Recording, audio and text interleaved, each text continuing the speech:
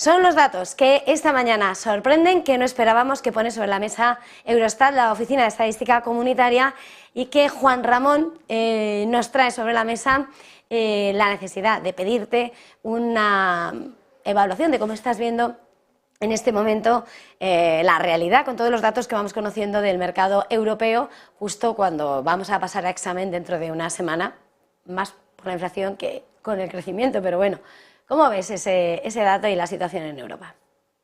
Una consecuencia de las drásticas bajadas que está habiendo en el precio de la energía. Europa es de las grandes zonas mundiales la que más se beneficia porque somos los más sensibles o los más dependientes. Que bajen los costes energéticos es muy buena noticia y al final ayuda muy mucho a disipar escenarios apocalípticos en cuanto a crecimientos, porque tiene un impacto directo en todo lo que es estructura de costes. Eso permite a la economía tener más agilidad.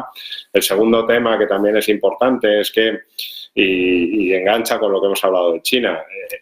La economía europea es muy abierta, es muy sensible a lo que ocurre a ambos lados del Atlántico o del Pacífico, vamos, según se mire.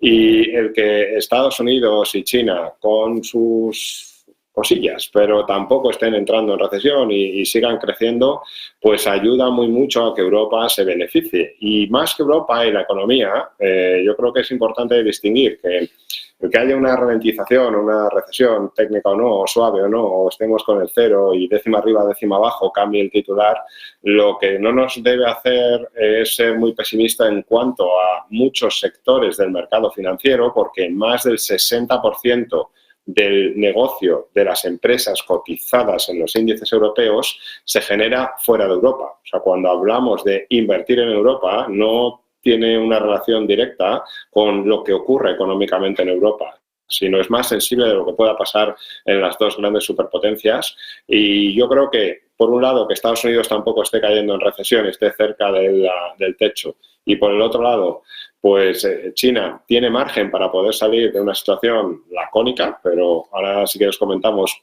con más crecimiento del que parece, o sobre todo si lo comparamos con el mundo desarrollado, ellos sí que están creciendo y nosotros no, pues permite a uno pensar que sí, que hay potencial en Europa como para evitar esa recesión y ser un poco menos agoreros, sobre todo en cuanto al potencial que puedan tener los mercados en determinados sectores muy abiertos. Decías, y yo cojo el guante, que podíamos adentrarnos un poco más en lo que es la realidad del gigante asiático, y por cierto que el Banco Popular de China ha dejado todo sin tocar, y cuando no deja de esperarse anuncios de paquetes de estímulos. La semana que viene llega la cita con el Politburó también. Se supone que es la fecha en la que podría haber sorpresas. Esta semana lo hemos visto en el sector inmobiliario, viveza, pero de momento son expectativas. ¿Cómo lo estás viendo? Sí, se están cotizando expectativas porque y el vaso depende un poco de cómo uno lo mire. Cuando uno ve los datos de crecimiento y sale un dato de crecimiento de 0,8, 3,5 anualizado, pues claro, uno puede decir, está muy lejos del 5%, pero bueno, pero no deja de ser un 3,5. Y uno puede tener reminiscencia y decir, ya, pero China antes crecía al 9 o al 7, ya, pero es que ahora no necesita crecer tanto y el envejecimiento de la población de China tampoco le obliga a tener tanta mano de obra. Y sí, bueno, los datos de desempleo juvenil están en el 20%. No quiero pensar dónde están en algunos sitios en nuestro propio país. Y eso no quiere decir que sea apocalíptico, quiere decir que demográficamente mucha gente entre 16 y 20 años, que es ese desempleo juvenil, tiene 2 padres y 4 abuelos que les mantienen y les permiten estudiar, y cada vez es una economía más competitiva y más de servicios. Cuando uno mira las ventas retail en China, dices, bueno, crecimientos del 13,2. Pues si ves ese dato, pues tampoco está tan mal. Ya, pero es que se descontaba un 18. Ah, bueno, perdona. Y cuando uno analiza la economía china, muchos sectores se ralentizan, dices, ya, pero es que Xi Jinping y la Common Prosperity, el nuevo paradigma de crecimiento chino, pasa por descentralizar en el resto de Asia muchas de las inversiones de los sectores menos productivos, más contaminantes, e ir transformando a China hacia una economía de servicios, con lo cual pues encaja que haya más flujo hacia Asia, no China, y menos flujo hacia China continental. O sea, yo un poco como lo estoy viendo es que estamos tan sensibilizados con lo que se ha descontado que decepciona respecto a la expectativa.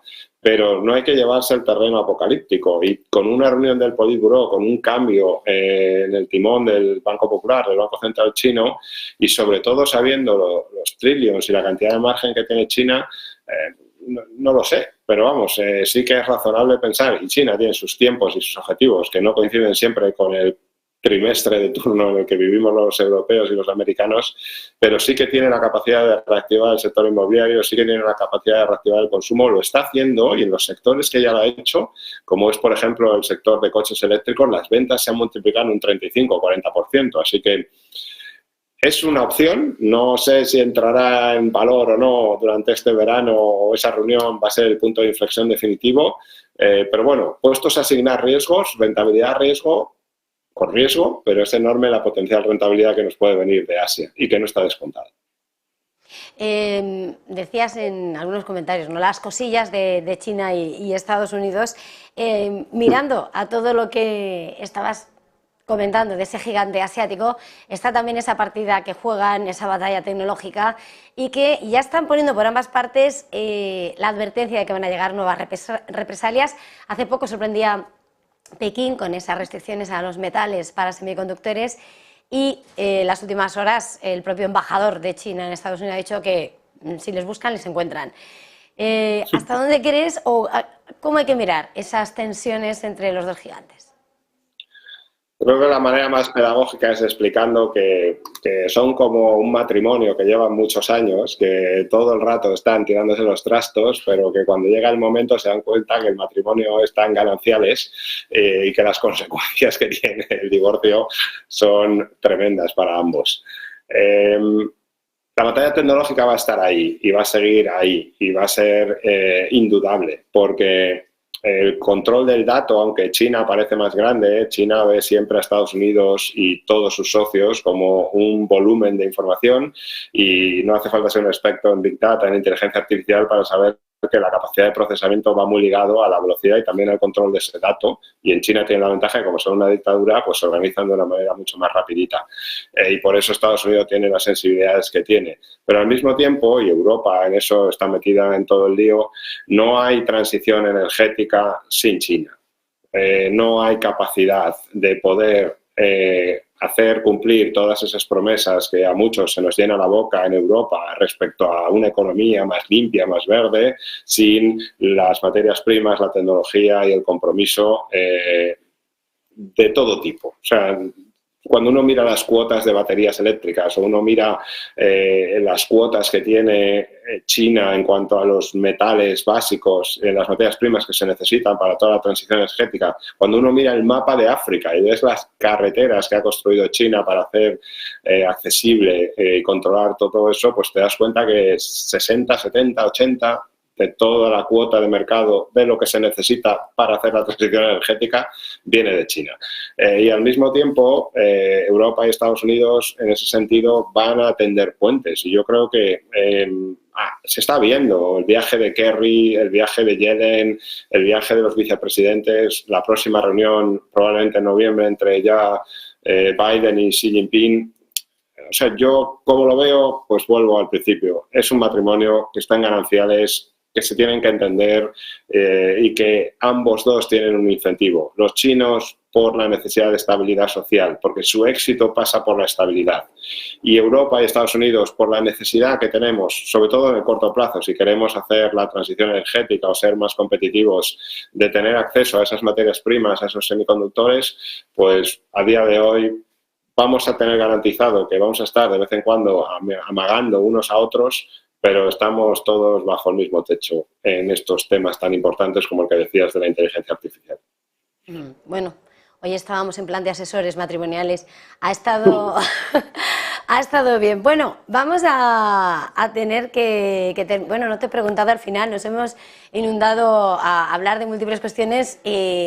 La semana que viene, hoy no está Jacobo, no podíamos hacer una apuesta, pero a Andrew Bailey le esperamos para la primera semana de agosto, pero la semana que viene llega Powell y llega, por supuesto, un día antes, no, un día después llega Lagarde. ¿Cuál es esa apuesta? ¿Cómo anticipas lo que está por venir? Cuarto de punto todos arriba. O sea, debería... Bailey es el único que me queda duda. Si tuviera Jacobo, le dejaría él apostar por el 0,5 y yo por el 0,25, porque es verdad que la inflación agregada se ha templado un poquillo en UK con el 7,9, pero si miras las subyacentes, eso se debe a la reducción de transporte, a la reducción de bienes y de energía. La de servicios sigue siendo una roca. Entonces, no sé, si por mojarme, 0,25 arriba Estados Unidos, 0,25 arriba BCE, otro medio punto a Reino Unido, es lo que deberían hacer, lo más sensato, pero tendría dudas. Si Jacobo me dice que él se queda esta vez con el 0,5, yo no le haría asco a quedarme también con el cuarto de punto en verano para los ingleses. Bueno, pues como prometen días intensos, no vaya a ser que nos den tranquilidad antes de irnos de vacaciones, así se hace más ameno el día a día. Vamos a terminar aquí, me encanta apuntado ese marcador. Gracias, Juan Ramón Caridad, director del máster MFIA. Ha sido un placer, MFIA. Gracias, feliz jornada.